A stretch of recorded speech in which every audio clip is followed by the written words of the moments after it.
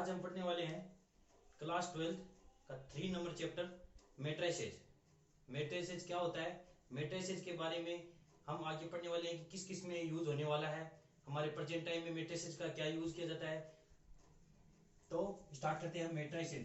इस matrices matrix का ही plural name है मैट्रिसेस, ठीक है। तो मैट्रिसेस का सर्वप्रथम हमने यूज किया था कि 7x plus 8y plus 9z equal to 8, 8y plus 9z 9y plus 8z बराबर 9 और 8x 9x plus 8y plus 9z equal to 10। सर्वप्रथम मैट्रिसेस का यूज इसी में किया गया। जो इक्वेशन दी गई है उससे हम किस प्रकार x y z का मान निकाल सकते हैं डायरेक्ट। 10th क्लास में आपने सीखा था कि x y z का मान अलग अलग दो समीकरण, दो इक्वेशन ले ली आपने, 7x plus 8y plus 9z और दो इक्वेशन को इक्वल करके मान निकाला था आपने। अब हम मैट्रिसेस का यूज करते हुए इन मानों का यूज करेंगे, ठीक है। तो स्टार्ट करते हैं मैट्रिक्स कि मैट्रिक्स होती क्या है। तो हम मैं एग्जांपल लेके आपको बताता हूं कि मैट्रिक्स किस प्रकार हम रिप्रेजेंट करते हैं। जैसा कि राम है, राम के पास पेन और पेंसिल, तो राम के पास है 5 पेंसिल, ठीक है, और पेन और 6 पेंसिल। इसी प्रकार इसी का दोस्त है श्याम, उसके पास क्या है 5 पेंसिल और 5 पेन और 3 पेंसिल, ठीक है। तो इसको हम मैट्रिक्स के रूप में किस प्रकार लिख सकते हैं। तो एक ब्रैकेट का यूज करना है इस प्रकार। मैट्रिक्स में इसी ब्रैकेट का यूज होने वाला है और डिटरमिनेंट आगे आने वाली आपकी यूनिट है डिटरमिनेंट, उसमें इस कोष्टक का आप यूज करने वाले हो ब्रैकेट का, ठीक है। तो हम इस ब्रैकेट में जो लिखा हुआ है उसको एकदम 5 6 और 5 3 इस प्रकार हम इसको रिप्रेजेंट कर सकते हैं, ठीक है। इसी प्रकार इसका एक फ्रेंड और है जैसे कि प्रकाश, ठीक है। प्रकाश के पास 5 पेंसिल है और 5 पेन और 4 पेंसिल है, ठीक है। उसको भी हम इसमें शामिल कर सकते हैं जैसा कि 5 6 5 3 और 5 4 इस प्रकार हम मैट्रिक्स के द्वारा रिप्रेजेंट कर सकते हैं, ठीक है। तो हम इसकी परिभाषा समझ लेते हैं, डेफिनेशन क्या होती है मैट्रिक्स की। कि matrix is an ordered rectangular array of numbers and functions। इस डेफिनेशन से क्या समझते हैं कि matrix is an ordered rectangular array of numbers and functions. इसे क्या समझ में आया कि मैट्रिक्स क्या होती है कि एक रेक्टेंगुलर अरेंजमेंट होता है जिसमें हम नंबर और फंक्शन को अरेंज करते हैं, ठीक है। जैसा कि एग्जांपल लेके मैं आपको बताता हूं कि कोई हमारे पास मैट्रिक्स है, ये मैट्रिक्स, इसमें नंबर्स और फंक्शन का ही अरेंजमेंट होता है, वो भी एकदम रेक्टेंगुलर अरेंजमेंट फिक्स्ड। तो जैसा कि 2 3 5 3 5 6 7 3 6 इस प्रकार अरेंजमेंट होता है। फंक्शन के रूप में हम मैट्रिक्स को लिखते हैं जैसा कि साइन थीटा कोस थीटा 1 2 3 4 1 2 3 इस प्रकार भी हम मैट्रिक्स को दर्शा सकते हैं। और हम मैट्रिक्स को कैपिटल लेटर से दर्शाएंगे, इंग्लिश के कैपिटल लेटर से। We denote by capital letter, ठीक है। जैसा कि ए हमारे पास कोई मैट्रिक्स है 3 5 7 8 2 3 4 2 3, ये हमारे पास एक मैट्रिक्स आई है जिसमें क्या है नंबर्स का अरेंजमेंट किया हुआ है। इसी प्रकार बी हमारे पास सेकंड कोई मैट्रिक्स है जिसमें sine theta cos theta 1 cos theta sine theta 0 0 0 और 1, ये हमारे पास कोई मैट्रिक्स है। ठीक है, इसमें हम real number and complex number दोनों को यूज कर सकते हैं। जैसा कि इमेजिनरी नंबर भी हम इसमें यूज किया जा सकता है आपकी मैट्रिक्स में। जैसा कि तीसरी आपकी कोई सी मैट्रिक्स है जिसमें आयोटा का यूज किया गया है, iota minus iota 1 1 plus iota 1 minus iota 3 2 iota plus 1 और 1, इस प्रकार भी हम मैट्रिक्स में यूज कर सकते हैं। अब हम क्या सीखने वाले हैं कि ये मैट्रिक्स दी हुई है, इसमें हॉरिजॉन्टल लाइन, जैसा कि हमारे पास कोई मैट्रिक्स है ए 3 4 5 4 3 5 और 3 4 5, ये कोई मैट्रिक्स है हमारे पास। तो इसमें सबसे ज्यादा इंपॉर्टेंट हमारे पास मैं जो अभी बताने वाला हूं कि हॉरिजॉन्टल लाइन, जो ये लाइन है 1 2 और 3, ये 3 लाइन आपकी दी हुई है horizontal line. Horizontal line, horizontal को हम किससे रिप्रेजेंट करेंगे? रो से। ठीक है, और जो आपकी ये वर्टिकल लाइन दिखाई दे रही है, ये वर्टिकल लाइन को हम किससे रिप्रेजेंट करेंगे? कॉलम से। ठीक है, इसका सबसे ज्यादा ध्यान रखना है कि हमें हॉरिजॉन्टल लाइन जो भी दिखाई देती है उसको तो हम रो द्वारा रिप्रेजेंट करेंगे, और जो हमें वर्टिकल लाइन दिखाई देती है उसको हम कॉलम के द्वारा रिप्रेजेंट करेंगे। इसको शॉर्ट रूप में हम R1 रो को क्या लिख सकते हैं? R1 के द्वारा दर्शा सकते हैं, R के द्वारा, और कॉलम को किसके द्वारा दर्शा सकते हैं? हम C के द्वारा दर्शा सकते हैं। तो इससे हमें क्या पता चलता है कि ये R1 R2 और R3, इसमें कितनी रो है? 3 रो है आपके पास, R2 R1 R2 R3, और कॉलम कितने हैं? C1 C2 और C3, 3 कॉलम है और 3 आपके रो है। ठीक है, तो इतने में आपने क्या समझा कि मैट्रिक्स क्या होती है? मैट्रिक्स क्या होती है? मैट्रिक्स होता है आपका रेक्टेंगुलर अरेंजमेंट, किनका? नंबर और कॉलम का, नंबर और फंक्शन का। ठीक है, आपका नंबर और फंक्शन का जो भी आपके, मान लो ये आपकी मैट्रिक्स दी हुई है 3 4 2 3 4 5 6 5 3 और 6, ये आपकी दी हुई है। जो भी आपकी मैट्रिक्स के अंदर जो भी आपके एलिमेंट जो भी ये दिखाई दे रहे हैं, इनको हम एलिमेंट बोला जाता है। ठीक है, जो भी आपके दिखाई दे रहे हैं एलिमेंट ऑफ फंक्शन, आपके एलिमेंट ऑफ फंक्शन ये बोले जाते हैं जो भी आपके अंदर दिखाई दे रहे हैं। ठीक है, तो हम आगे शुरुआत करते हैं कि ऑर्डर ऑफ मैट्रिक्स। ठीक है, ऑर्डर ऑफ मैट्रिक्स, कि मैट्रिक्स का ऑर्डर क्या होता है। तो सबसे पहले हमें मान लो कोई मैट्रिक्स दी हुई है 3 4 5 4 3 5 और 2 3 6, यह आपको मैट्रिक्स दी हुई है। ठीक है, अब हमें इसका ज्ञात करना है कि ऑर्डर ज्ञात करना है कि ऑर्डर क्या होता है। तो हमें सबसे पहले ये पता होना चाहिए कि ऑर्डर को हम किस प्रकार लिखा जाता है। ऑर्डर को सबसे पहले ये लिखा जाता है कि रो क्रॉस कॉलम, इस प्रकार हम रिप्रेजेंट करते हैं। फर्स्ट में यदि है हमें ध्यान देना है कि सबसे पहले हमें रो को लिखना है, बाद में कॉलम को लिखना है कि इसमें रो कितनी आ रही है और कॉलम कितने आ रहे हैं। ठीक है, तो इस एग्जांपल से हम समझते हैं कि इसमें रो कितनी है और कॉलम कितनी है। जितनी रो और कॉलम होगी उतना ही हमारा ऑर्डर होगा। तो इसमें सबसे पहले मैंने आपको बताया कि जो भी आपको हॉरिजॉन्टल लाइन दी हुई है वो तो आपकी कहलाती है रो, और जो वर्टिकल लाइन दी हुई है वो कहलाता है आपका कॉलम। ठीक है, तो हमारे पास इस दिखाने के लिए, और परीक्षा में क्वेश्चन में ये से नहीं दिखाना है, ये समझने के लिए कि R1 ये दूसरी आप हमारे पास सेकंड रो और ये R3 सेकंड थर्ड रो। ठीक है, और C1 हमारे पास फर्स्ट कॉलम है ये, और C2 हमारे पास सेकंड कॉलम है, और C3 हमारे पास थर्ड कॉलम है। तो इसको हम रिप्रेजेंट कैसे करेंगे कि 3 तो आपके पास रो है और 3 आपके पास कॉलम है, तो 3 रो क्रॉस 3 कॉलम, इस प्रकार हम रिप्रेजेंट करेंगे कि हमारे पास कितने ऑर्डर ऑफ मैट्रिक्स कितनी है? ऑर्डर ऑफ मैट्रिक्स 3 क्रॉस 3 की है।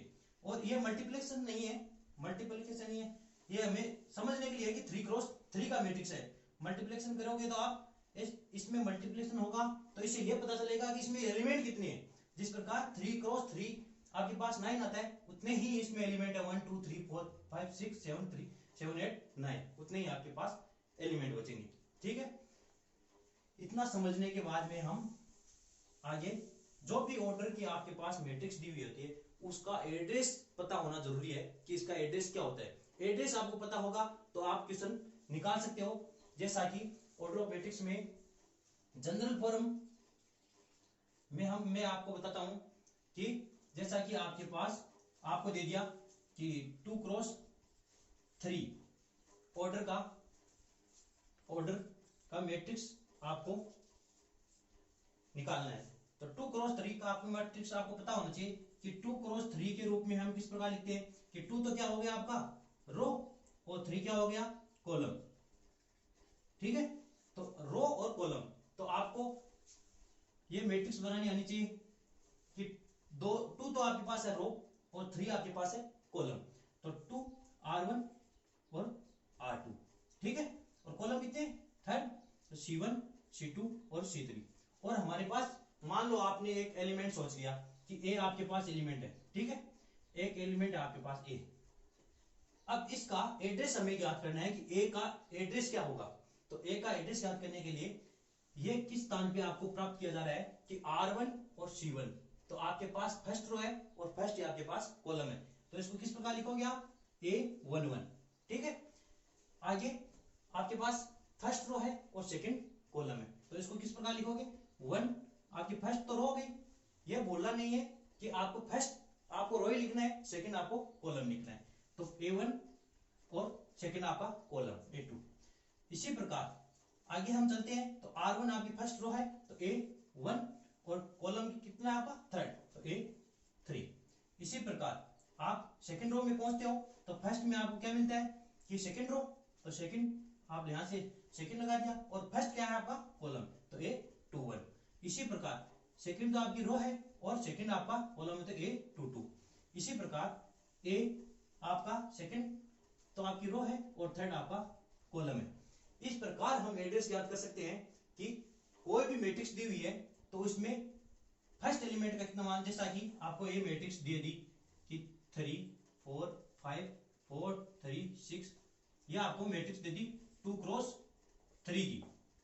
2 क्रॉस 3 का मतलब समझे क्या कि 2 तो आपके पास रो है और 3 आपके पास कॉलम है। तो सबसे पहले आपको दे दिया, मान लीजिए कि आपको A11 का मान पूछ लिया जाता है कि A11 का मान क्या होगा, तो आप ये पता लगा सकते हो कि फर्स्ट रो और फर्स्ट कॉलम किस स्थान पे आपको मिल रहे हैं। तो फर्स्ट रो और फर्स्ट कॉलम है, तो फर्स्ट रो और फर्स्ट कॉलम पे आपका मान आ गया 3। इसी प्रकार आपको पूछ लिया जाए कि A22 का मान कितना होगा, तो A22 का मान आपकी सेकंड तो होनी चाहिए क्या रो और सेकंड ही होना चाहिए कॉलम। तो सेकंड रो आपकी कौन सी, सेकंड रो ये हो गई और सेकंड कॉलम आपका ये हो गया, तो आपके पास मान आया 3। इस प्रकार आपको एड्रेस यदि पता है तो आप मान निकाल सकते हैं मैट्रिक्स का, कितना भी हो कहीं पे भी हो। ठीक है, तो इसको हम जनरली फॉर्म में किस प्रकार रिप्रेजेंट करते हैं ये मैं आपको बताता हूं कि कितने भी मैट्रिक्स हो, कितने भी, जैसा कि यह आपके मैट्रिक्स दिया हुआ है A11 की फर्स्ट पंक्ति और फर्स्ट रो और फर्स्ट कॉलम। ठीक है, A11 A12 A13, इस प्रकार हम आगे चलते जाएंगे तो हमारी फर्स्ट तो पंक्ति चल रही है और कॉलम कितने हो जाएंगे n। ठीक है, A1 और n कॉलम तक हम चलेंगे। इसी प्रकार दूसरी पंक्ति और first column A21 A22 A23, इस प्रकार चलते जाएंगे A2n। ठीक है, n तक। इसी प्रकार हम नीचे चलते आ रहे हैं, first row second row third row, इस प्रकार चलते चलते हम m रो तक पहुंच चुके हैं। ठीक है, m रो और आपकी फर्स्ट कॉलम है, m रो तक पहुंच चुके हैं, तो an2 am3, इस प्रकार हम चलते चलते am और n। ठीक है, m आपका क्या मिला हुआ यहाँ पे रो और n आपका कॉलम। इस प्रकार की आपकी मैट्रिक्स क्या मिली आपको m क्रॉस n की आपके पास मैट्रिक्स रिप्रेजेंट हुई। ठीक है, इस प्रकार हम ऑर्डर ऑफ मैट्रिक्स को रिप्रेजेंट कर सकते हैं। और जनरली फॉर्म में क्या लिख सकते हैं, ए आपके पास मैट्रिक्स क्या है Aij। ठीक है, ai क्या है आपका पास रो और j क्या है कॉलम। ठीक है, इसको हम किस प्रकार लिखेंगे Aij, आपका मैट्रिक्स कितना है m क्रॉस n का ऑर्डर का, तो m क्रॉस n, इस प्रकार हम रिप्रेजेंट कर सकते हैं। और i कहां तक बिलोंग कर रहा है, जैसा कि 1 लेस देन इक्वल आई लेस देन इक्वल एम। ठीक है, आई का मान 1 से स्टार्ट हुआ आपका फर्स्ट रो से, कहां तक चला, एम तक चला, तो आई का मान 1 से स्टार्ट हुआ और एम तक एंड हुआ। ठीक है, इसी प्रकार 1 लेस देन इक्वल जे लेस देन इक्वल एन। ठीक है, 1 आपका कॉलम का मान कहां से स्टार्ट हुआ, 1 से स्टार्ट हुआ और कहां तक चला, एन तक। ठीक है, 1 से स्टार्ट हुआ और एन तक आपका स्टार्ट हुआ। और आई और जे क्या है आपका, बिलोंग किसमें कर रहा है, नेचुरल नंबर में। आई और जे आपका नेचुरल नंबर में बिलोंग कर रहा है कि 1 से स्टार्ट हुआ और आपका एन तक मान चला जा रहा है। ठीक है,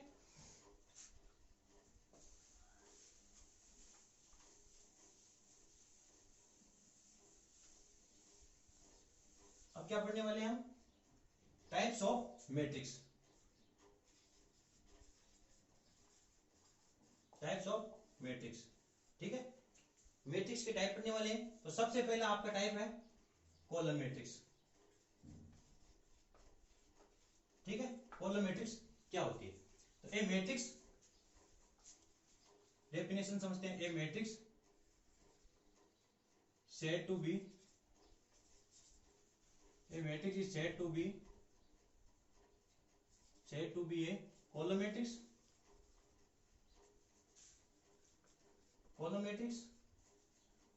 if it has only one column।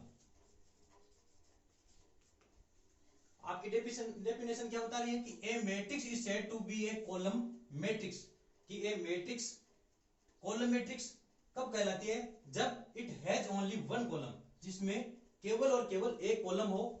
आपका रो कितना ही भी हो सकता है, लेकिन कॉलम क्या होना चाहिए, एक होना चाहिए।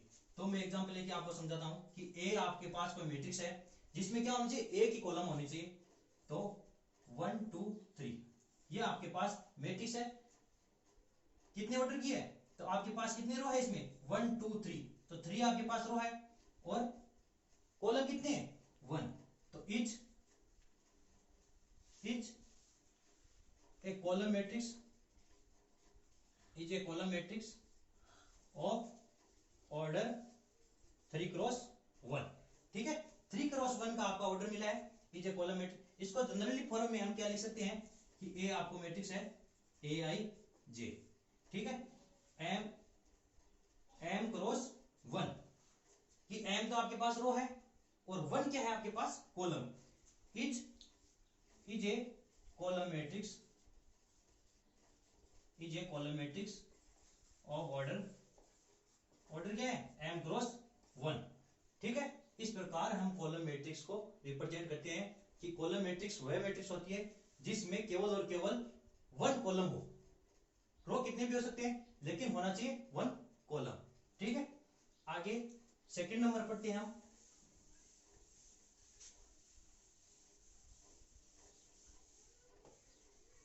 Row matrix.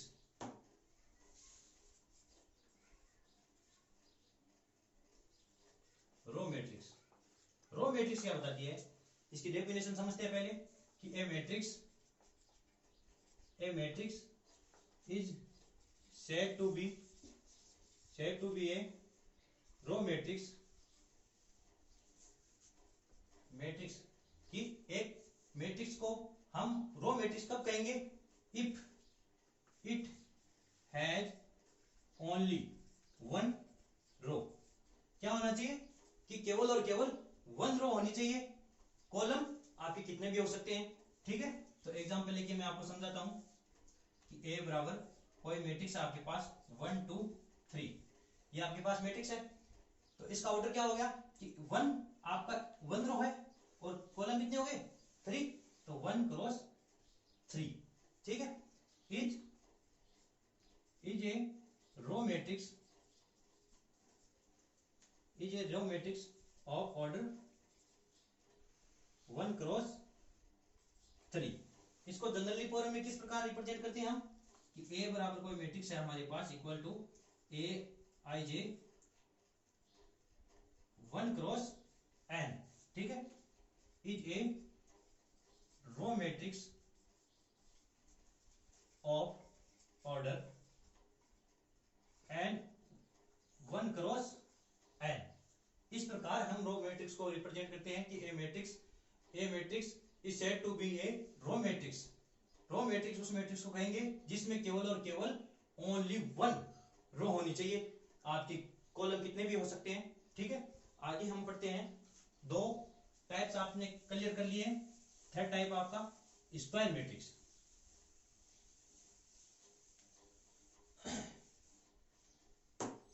स्क्वायर मैट्रिक्स आपका थर्ड।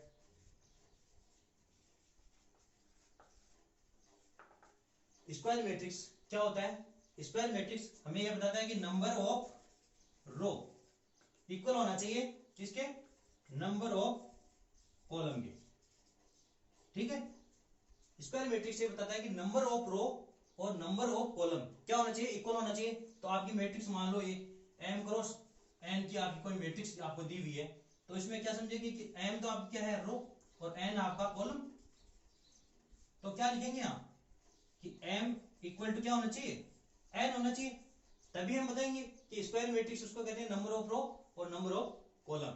तो एग्जांपल से हम समझते हैं कि एग्जांपल हमारे पास ये है कि a कोई मैट्रिक्स है जिसमें एलिमेंट्स दिए हुए हैं 3 2 5 2 3 5 और 4 3 6। ये आपको एलिमेंट्स दिए हुए हैं और आपकी मैट्रिक्स है। तो इसमें रो कितनी होगी? 1 2 3, R1 R2 और R3। तो आपके पास 3 तो रो हो गई, और यहां से 1 कॉलम 2 कॉलम और 3 कॉलम, 3 आपके पास कॉलम है। तो आपके पास क्या निकल गया है इससे कि रो आपके पास कितनी है? 3, और कॉलम कितने हैं? 3। तो स्क्वायर मैट्रिक्स को बोलेंगे इसमें नंबर ऑफ रो और नंबर ऑफ कॉलम क्या होना चाहिए? इक्वल होना चाहिए, उसको हम स्क्वायर मैट्रिक्स बोलेंगे, ठीक है। आगे हम इसमें बात करने वाले हैं कि जो स्क्वायर मैट्रिक्स दी हुई है आपको, जो भी आपको स्क्वायर मैट्रिक्स दी हुई है, मान लीजिए कि आपको स्क्वायर मैट्रिक्स, ये स्क्वायर मैट्रिक्स दी हुई है कि 3 2 1 4 5 6 3 2 1, ये आपको 3 क्रॉस 3 की आपको स्क्वायर मैट्रिक्स दी हुई है, ठीक है। तो इसमें जो ये डायगोनल एलिमेंट दिखाई दे रहे हैं, ये बीच वाले, ये आपको क्या कहलाते हैं? डायगोनल एलिमेंट कहलाते हैं, ठीक है। डायगोनल एलिमेंट किसको बोलेंगे? 3 5 और 1। ए जो भी आपकी मैट्रिक्स दी हुई है, मान लो ए मैट्रिक्स दी हुई है A I J M cross N की M की, ये आपको मैट्रिक्स दी हुई है, ठीक है। इसमें जो भी एलिमेंट है A11 A22 A33 इस प्रकार AMM, ठीक है। ये आपको मैट्रिक्स दी हुई है, ये क्या एलिमेंट कहलाते हैं? आपके डायगोनल एलिमेंट कहलाते हैं। तो अगला टाइप क्या है आपका? Diagonal matrix.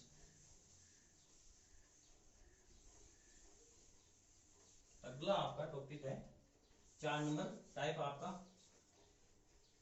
Diagonal matrix.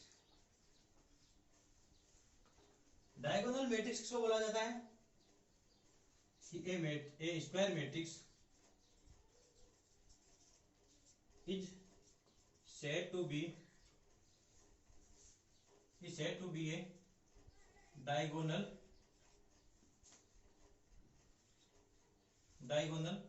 matrix. A square diagonal elements are 0, कि नॉन डायगोनल एलिमेंट है वो क्या होने चाहिए? 0 होने चाहिए। तो एग्जांपल से मैं आपको बताता हूं कि ए आपके पास मैट्रिक्स है 1 0 0 और 2। इसे क्या समझ में आया आपके पास कि जो डायगोनल एलिमेंट है इनको छोड़कर नॉन डायगोनल एलिमेंट है वो क्या होने चाहिए? 0 होने चाहिए। यही आपकी डायगोनल मैट्रिक्स है, ठीक है। जैसा कि ए आपको मैं जनरली फॉर्म में बताता हूं कि ए I J M cross N की आपके पास मैट्रिक्स है ऑर्डर की। तो आई क्या होना चाहिए? आई नॉट इक्वल जे है, आई नॉट इक्वल जे है तो क्या होना चाहिए? आई नॉट इक्वल जे है तो आपका मान क्या आएगा? 0। और आई इक्वल जे है तो आपका कोई भी मान जो डायगोनल एलिमेंट है वो आने वाले, ठीक है। अब हम आगे 5 नंबर टाइप है आपका 5 नंबर, उसमें क्या पढ़ने वाले हैं कि स्केलर मैट्रिक्स, स्केलर मैट्रिक्स क्या होती है कि a diagonal matrix is said to be a scalar matrix if all diagonal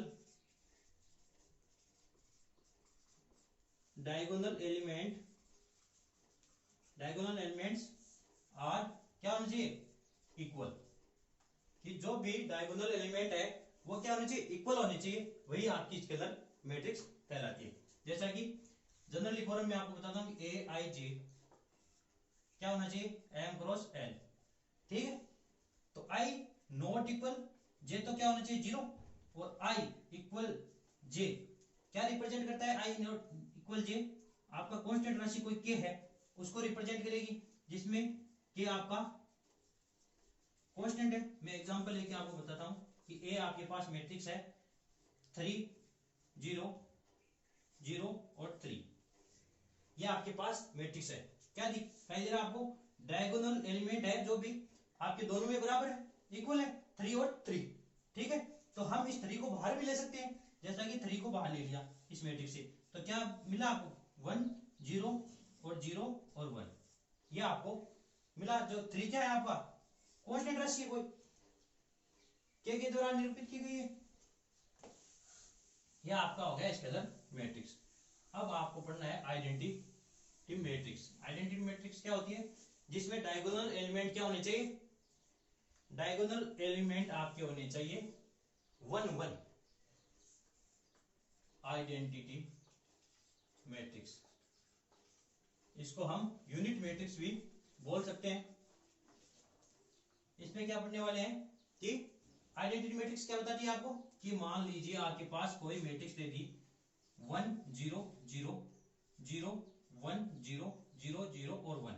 identity matrix ये बताती है कि जो भी डायगोनल एलिमेंट दिए हुए हैं, diagonal element all diagonal elements all 1 and other elements are 0, ये रिप्रेजेंट करता है आइडेंटिटी मैट्रिक्स। कि आइडेंटिटी मैट्रिक्स में क्या होता है, जो डायगोनल एलिमेंट दिए हुए हैं वह तो होने चाहिए 1 1 और अदर एलिमेंट होने चाहिए क्या आपके 0। इसी प्रकार आगे टाइप पे चलते हैं कि जीरो मैट्रिक्स क्या कहलाती है, जीरो मैट्रिक्स, इसको हम नल मैट्रिक्स भी बोल सकते हैं। नल मैट्रिक्स क्या बताती है, जीरो मैट्रिक्स क्या होती है, जिसमें क्या होना चाहिए, जो आपकी जो मैट्रिक्स दी हुई, मान लो ये मैट्रिक्स है, इसमें सभी अवयव क्या होने चाहिए आपके जीरो होने चाहिए, वह आपकी जीरो मैट्रिक्स कहलाती है, ठीक है। ये तो ज्यादा समझने वाली चीज नहीं थी। आगे